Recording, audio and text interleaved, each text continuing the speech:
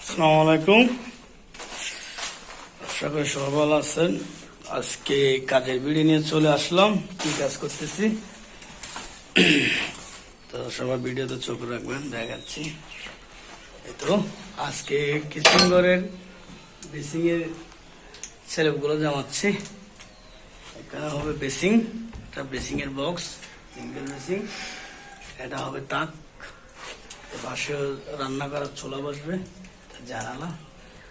So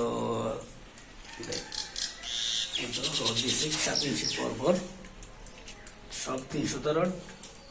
আর এদিকে কাজ করার সময় যেহেতু আগে ইটে গাঁথনি হয়ে গেছে, এই জন্য গ্রুপ কেটে ডিল করে রড ঢুকানো হয়েছে, যেন কাজটা মজবুত হয়, শক্ত হয়। এই জন্য কিন্তু প্রতিটা জায়গায় এভাবে ডিল করে রড দিয়ে দিছি। আগে গ্রুপ কেটে ফেলছি, তারপরে রড দিছি ডিল করে, যেন দড়াতে হয়, শক্ত হয়।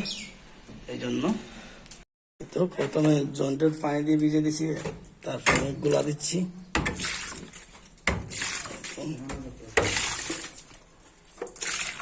এভাবে যেন ধরা হয়, এই জন্য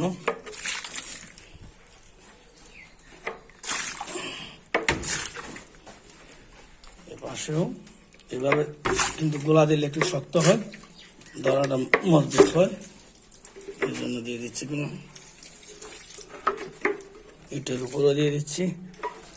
নিয়ে আস,